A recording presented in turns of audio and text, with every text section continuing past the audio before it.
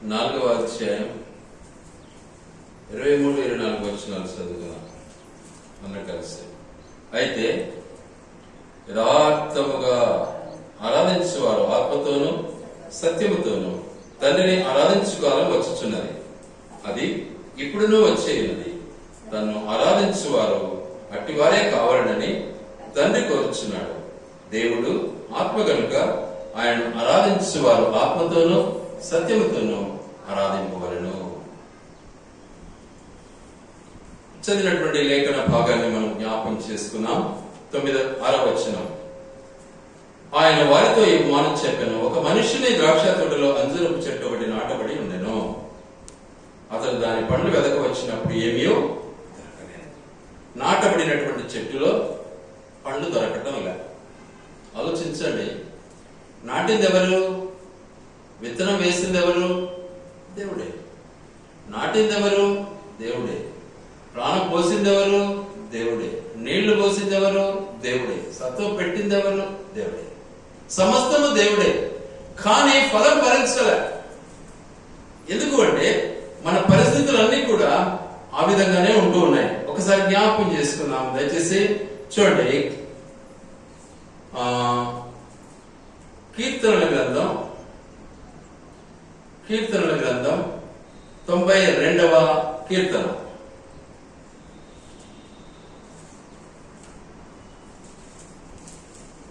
92వ కీర్తన 13-14 వచనాలు చదువుకుందాం. యెహోవా మందిరంలో నాటబడిన వారై వారు దేవుని ఆవరణములో వర్ధిల్లుదురు. నాకు ఆశ్రయదుర్గమైన యెహోవా యథార్థవంతుడనియు ఆయన యందు ఏ చెడుతనమును లేదనియు ప్రసిద్ధి చేయుటకై వారు ముసలితనమందు ఇంకా చిగురు పెట్టుచుందురు. సారము కలిగి పచ్చగా ఉందరు. నాటబడినటువంటి జీవితం ఎలా ఉండాలి? వర్ధిల్లాలి. నాటబడినటువంటి జీవితం ఎలా ఉండాలి? ఫలించాలి.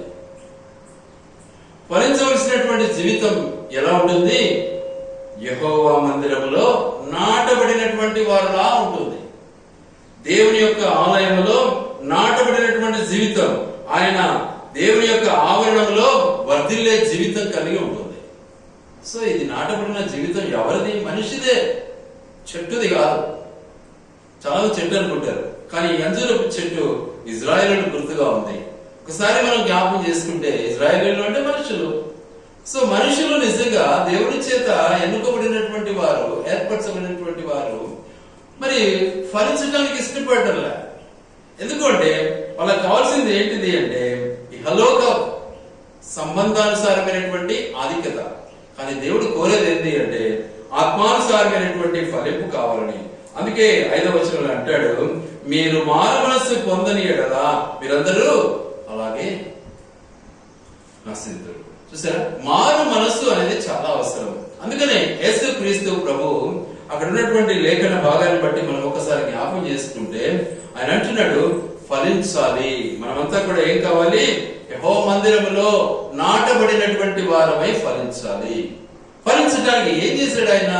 మనమందరం కూడా నాటబడిన వారమై ఫలించలేని స్థితిలో ఉండగా, మనమంతా పాపానికి బానిసలమై ఉండగా, మనమంతా చెడిపోయినటువంటి వారమై ఉండగా, దేవాది దేవుడు తన ప్రియ కుమారుడైనటువంటి యేసు క్రీస్తును మన కొరకు ఈ లోకానికి పంపి చేసిన మన ప్రతి పాప నీచ కార్యాలను బట్టి ఏం చేశాడు? తన కుమారుని ఆ సిలువకు అప్పగించడానికి ఇష్టపడ్డాడు. తద్వారా చేసిన పాపము నిజంగా ప్రాయశ్చిత్తార్థ బలిగా అర్పించడానికి యేసయ్య దిగి వచ్చాడు, మనకు విడుదల ఇచ్చాడు. కాబట్టి మనం ఫలించాలి. మనము ఫలించడానికి ఆయన తన ప్రియ కుమారుని లోకానికి పంపాడు. సమయం ఇచ్చాడు, తరుణం ఇచ్చాడు, ఇంకా కొంచెం సమయం ఇచ్చాడు, ఇంకా 2 రోజులు ఇచ్చాడు. చాలా మంది ఆ గడియలను లేకపోతే ఆ సమయాన్ని గ్రహించరు. దేవుడు నాకు తరుణం ఇచ్చాడు, ఇంకా నేను మారదాము అన్న ఆశ పుట్టదు. నేనైతే ఒకసారి చాలా అద్భుతంగా నేను కళ్ళు తెచ్చుకున్నాను. చేసిన నా తప్పును బట్టి దేవుడు ఒక చెంప కొడతానే వెంటనే మెలుగు వచ్చేసింది నాకు. వెంటనే ఆలస్యం చేయలే, వెంటనే రిజైన్ చేసేసి జాబ్కు నిజంగా సేవకు వచ్చానండి. ఎందుకంటే దేవుడు మాట్లాడు మాట్లాడతాడు మనతో, దేవుడు హెచ్చరిస్తాడు మనల్ని. మనం మర్చిపోతాం. మనం అనుకుంటాము మనకి చాలా తెలివి ఉందిలే, 10 డబ్బులు సంపాదిస్తున్నాము అనుకుంటాం. కాదు, డబ్బు ఎంత కావాల్సిన ఇస్తాడు ఆయనే. మనకు మన అవసరత మేరకు ఆయన మనకి ఇవ్వటానికి ఇష్టపడతాడు. మనల్ని దేశ దిమ్మల్లో ఉండాలని ఇష్టపడలేదు దేవుడు. మనము ఐశ్వర్యవంతులుగా ఉండాలని. మన దేవుడు ఐశ్వర్యవంతుడు కాబట్టి మనం ఫలించాలి. గనుక మనము ఫలించి అభివృద్ధి పొందు నిమిత్తమై దేవుడు మన కొరకు ఏం చేశాడు? నిజంగా ఆ కలువరి సిలువను అనుభవించడానికి వెనకంజ వేయాలి. చూడండి దయచేసి మత్తయి సువార్త 13వ అధ్యాయము. మత్తయి సువార్త 13వ అధ్యాయము 8వ వచనం చదువుకుందాం. కొన్ని మంచి నేలను పడి ఒకటి 100 ఒకటి 60 ఒకటి 30 ఫలించారు. చూసారా ఎలా ఫలింపు వస్తుంది అంటే, నీవు మారు మనసు పొందినట్లయితే ఎలా ఫలింపు వస్తుంది అంటే, ఒకటి 100 ఒకటి 60 ఒకటి 30 ఫలింపు దేవుడు ఇవ్వటానికి ఇష్టపడుతూ ఉన్నాడు. అయితే నువ్వు మారు మనసు పొందకుండా నాకు అన్నీ తెలుసులే, లోక జ్ఞానము అనుకుంటే పరలోకము నీకు తెలియదని అర్థం. గనుక మన జీవితంలో దేవుడు మన కొరకు మంచి నేలను విత్తబడినటువంటి విత్తనంలా ఫలించాలని ఇష్టపడ్డాడు. కాబట్టే మన ప్రతి పాప స్థితిని బట్టి ప్రాయశ్చిత్తార్థ బలిగా మన కొరకు తాను బలియాగం చేయబడి నిజంగా మన కొరకు ఆ కలువరి సిలువను అనుభవించి మనందరి నిమిత్తమై ప్రాయశ్చిత్తం చేయబడి మనకు విడుదలిచ్చాడు. కనుక ఇక్కనైనను అందుకే ఏమన్నాడు ఇక్కడ? మీరందరూ అంటాడు, మీరు మారు మనస్సు పొందని ఎడల మీరందరూ అలాగే నశించరు. ఎలాగ నశిస్తారు? ఆ కనాను దేశం చేరడానికి ముందుగా అందరూ చాలా మంది లక్షలాది జనం నశించిపోయారు. అలాగే నశిస్తారు. ఫలించకపోతే అలాగే నశిస్తారు. మాట వినకపోతే అలాగే నశిస్తారు. గనుక మనకు తరుణం ఇచ్చాడు, సమయం ఇచ్చాడు. ఎంత సమయం ఇచ్చాడో ఒకసారి జ్ఞాపకం చేసుకుందాం మనం. చూడండి, లూకాసు వార్త 13వ అధ్యాయము 8వ వచనం చదువుకున్నాం. అయితే వాడు, అయ్యా నేను దాని చుట్టూ త్రవ్వి ఎరువు వేయు మట్టుకు ఈ సంవత్సరము కూడా ఎంత గడువు ఇచ్చాడు? 1 సంవత్సరం గడువు ఇచ్చాడు. 365 దినాలు గడువు ఇచ్చాడు. దినము అంటే సంవత్సరానికి గుర్తు కొత్త నిబంధనలో. కాబట్టి ఆ గడువును మానవుడు గ్రహించక ఇచ్చిన గడువును మితిమీరి నాకేంలే అనుకుంటున్నాడు. కానీ తన ఫలితం ఎలా ఉంటుంది? సునామీలా ఉంటుంది. ఎవ్వరు ఆదుకోలేదు. కాబట్టి దేవుడిచ్చిన గడువు ఆయుష్లో మనం మారాలి, మారు మనసు పొందాలి. గనుకనే మన కొరకు ఆయన సిలువలో బలియాగమయ్యాడు. కాబట్టే మన జీవితము మార్చబడాలన్నదే దేవుని యొక్క ముఖ్య ఉద్దేశం. అందుకనే వాక్యం సెలవిస్తున్న మాట ఏంటంటే, చూడండి ఎలా ఆయన మన కొరకు నిజంగా తన యొక్క ఉద్దేశాన్ని బయలుపరిచాడు అంటే, యెషయా గ్రంథం 53వ అధ్యాయం. యెషయా గ్రంథం 53వ అధ్యాయం 12వ వచనం చదువుకున్నాం.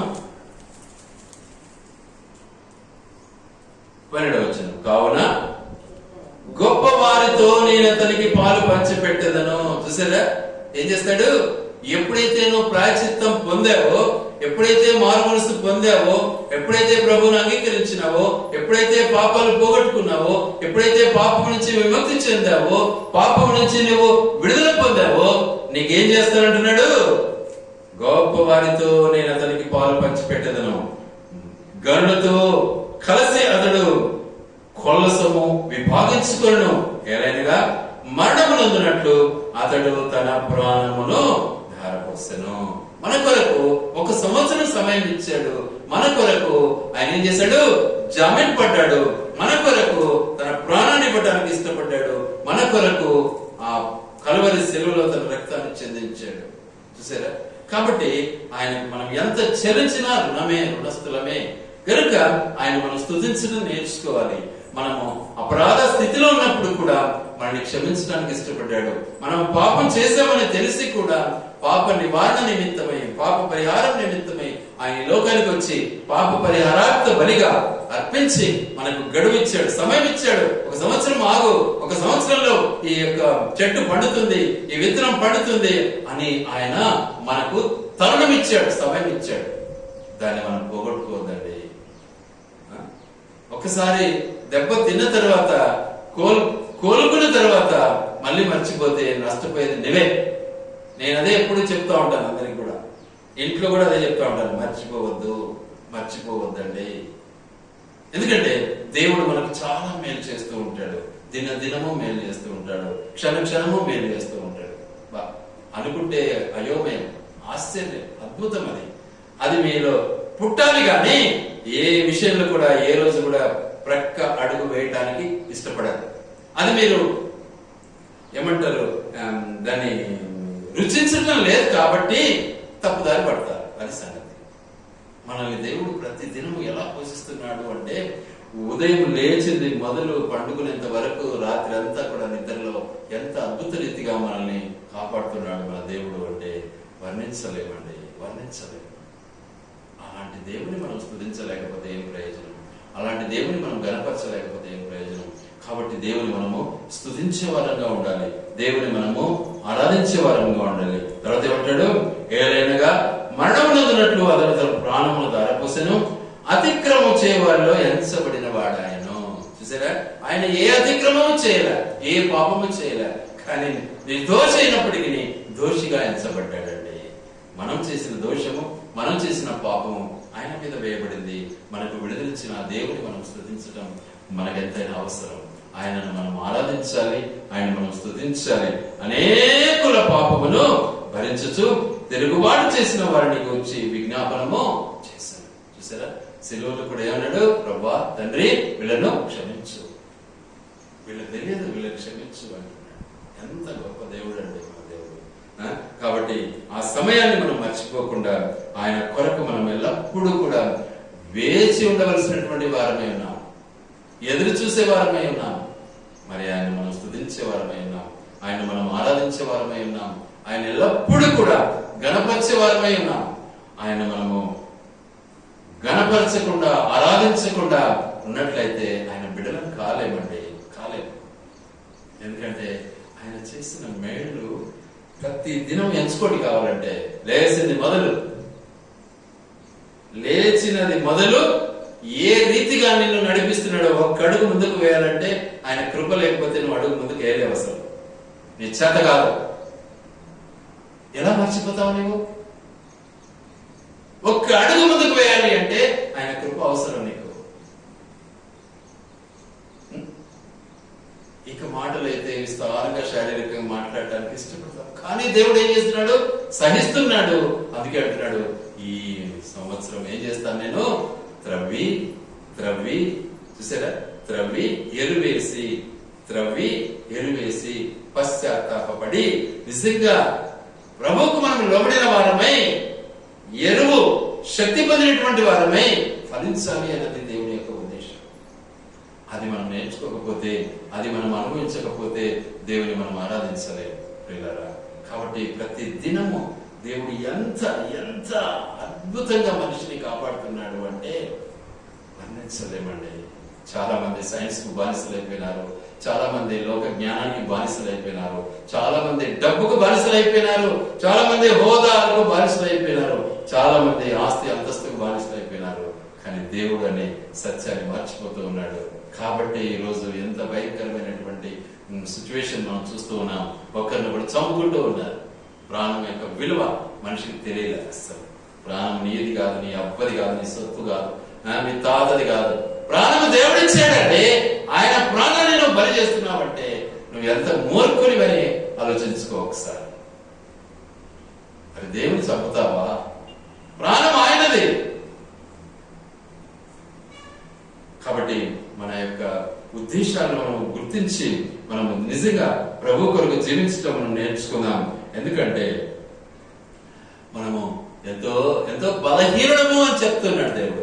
చూడండి దయచేసి లూకా సువార్త 22వ అధ్యాయము, లూకా సువార్త 22వ అధ్యాయము 32వ వచనం.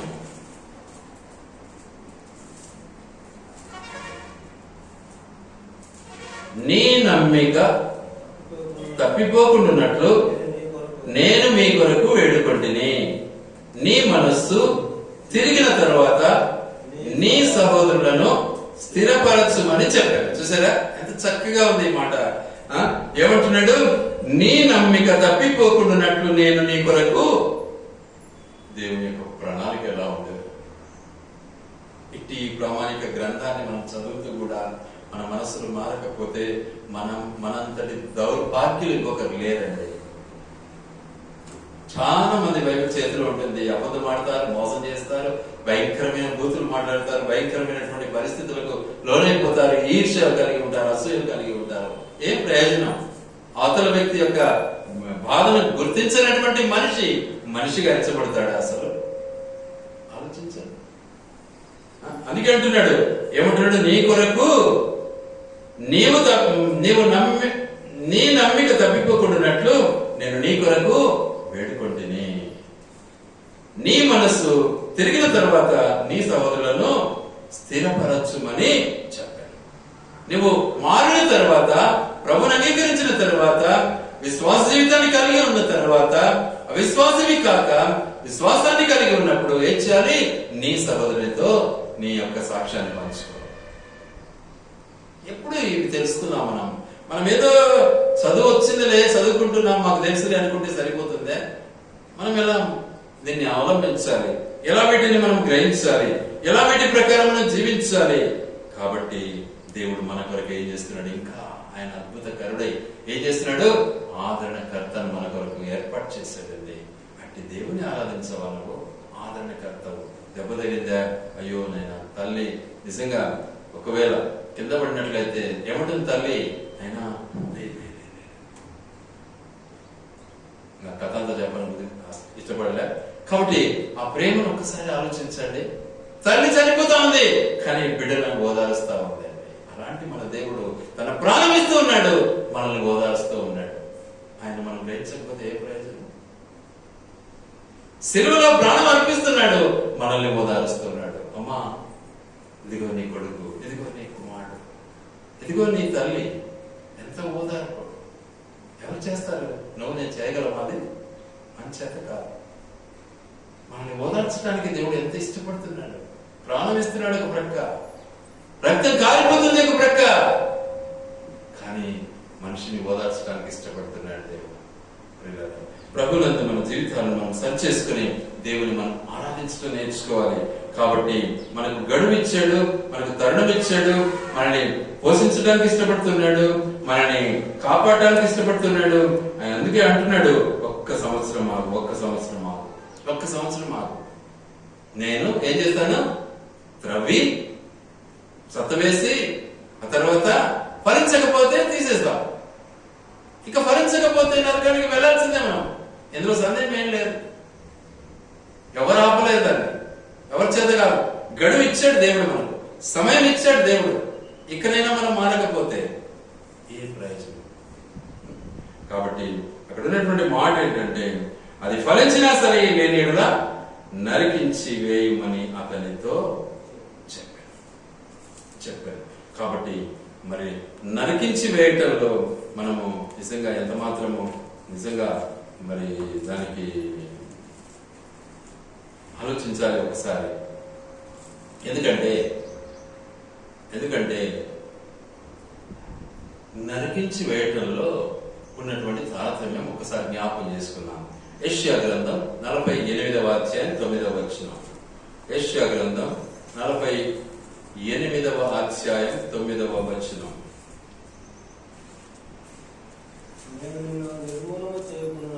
నేను నిన్ను నిర్మూలము చేయకుండానట్లు నా నామమును బట్టి నా కోపము మానుకొనుచున్నాను. నా కీర్తి నిమిత్తము నీ విషయములో నన్ను బిగ్గపట్టుకుంటున్నాను.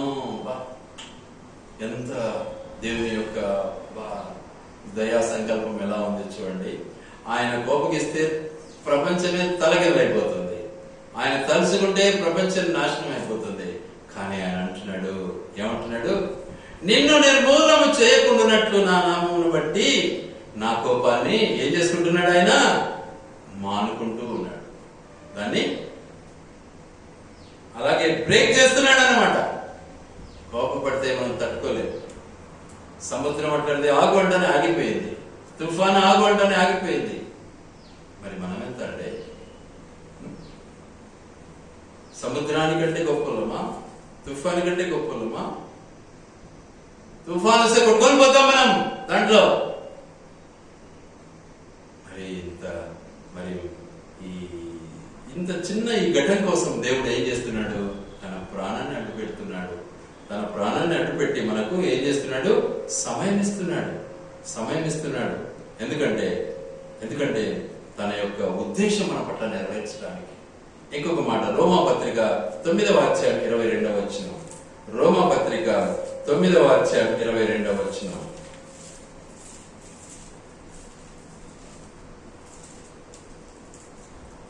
అలాగూ దేవుడు తన ఉగ్రతను అగుపరచుటకును తన ప్రభావం చూపుటకును ఇచ్చయించిన వాడై నాశనములకు సిద్ధపడి ఉగ్రతాపాత్రమైన ఘటములను ఆయన బహుదీర్ఘ శాంతంతో సహించిన చూసారా, సహిస్తూ ఉన్నాడు. ఎలాంటి వాళ్ళ కోసమో చూడండి, ఇచ్చయించిన వాడి నాశనమునకు సిద్ధపడి ఉగ్రతాపాత్రమైన ఘటములను ఆయన ఉగ్రతాపాత్రానికి సిద్ధంగా ఉన్నటువంటి ఘటాలను రక్షించటానికి ఆయన ఏం చేస్తున్నాడు? దీర్ఘ శాంతముతో మన కొరకు ఎదురు చూస్తూ ఉన్నాడు. ఎప్పుడు నేర్చుకున్నాం ఇవన్నీ? ఈ మర్మాలు ఎప్పుడు మనం గ్రహిస్తాం? వీటిని ఎప్పుడు మనము తెలుసుకున్నాం?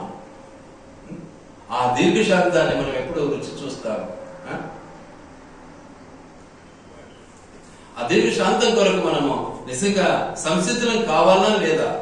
కాబట్టి వాటన్నిటిని బట్టి దేవుడు నిజంగా మనకు శిక్ష నుంచి తప్పించాలని, మనము నిజంగా నరకానికి వెళ్లకుండా నిజంగా పరలోక రాజ్యానికి రావాలని తన యొక్క దీర్ఘశాంతాన్ని మన కొరకు నిజంగా వాడుకోవడానికి ఇష్టపడుతున్నాడు. అందుకే అంటాడు పేతురు మొదటి పత్రిక 3వ అధ్యాయము. పేతురు మొదటి పత్రిక 3వ అధ్యాయము.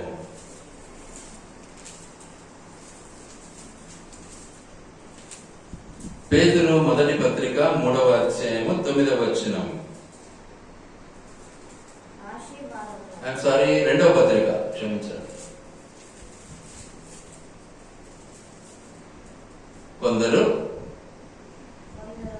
కొందరు ఆలస్యమని ఎంచుకున్నట్లు ప్రభువు తన వాగ్దానమును గురించి ఆలస్యం చేయవాడు కాడు. చూడండి, గడువు ఇచ్చినాడు.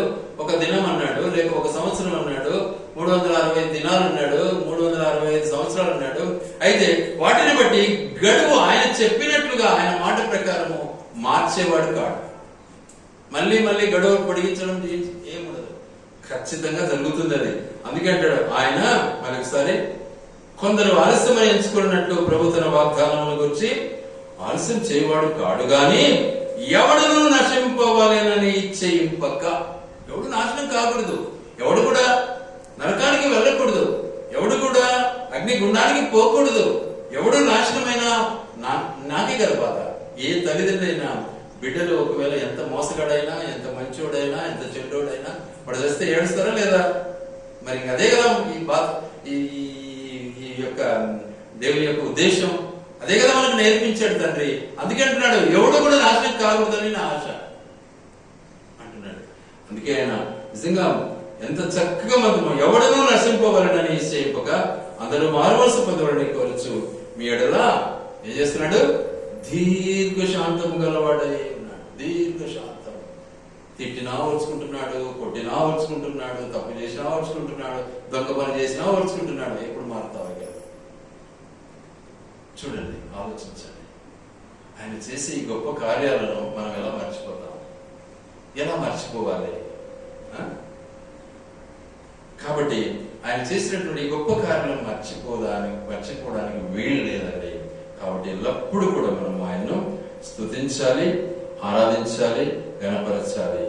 అది ఫలించినా సరే లేని ఎడల నరికించి వేయమని అతనికి ఆజ్ఞాపించాను. ఫలించకపోతే నరకం మనకు తప్పదండి. కాబట్టి ఎంత దీర్ఘశాంతత దేవుడు మనకి సమయం ఇచ్చాడు, ఎన్ని సంవత్సరాలు తరుణం ఇచ్చాడు. ముసలిలో అయ్యేంత వరకు కొందరు నమ్మనే నమ్మరు. ముసలిలో అయినాక ఇంకేముంది అంతా అయిపోయిందని అప్పుడు నమ్మడానికి ఇష్టపడతారు కొందరు. చాలా చాలా బాధాకరమైన ఈ విషయంలో కనుక వాటిని బట్టి మన దేవుడు మనకు ఎంత గొప్ప మరి దీర్ఘశాంతాన్ని కలిగి మనల్ని నిజంగా మారు మనసు పొంది నరకం నుంచి మనం తప్పించడానికి మనల్ని దేవుడు ఎన్నుకుంటున్నాడు. అట్టి ఆ దేవుడిని మనం గణపరచకుండా ఎలా ఉందాం? కాబట్టి ఆరాధించేవారు ఆత్మతోనూ సత్యంతోనూ ఆరాధించాలి. మనసారా మనస్ఫూర్తిగా ఒప్పుకొని దేవుని దగ్గర ఆరాధించు, దేవునికి స్తుతి చెల్లించు. దేవుడి మాటలు ఆయన వెనుకలో దీవించి ఆశీర్వదించును గాక.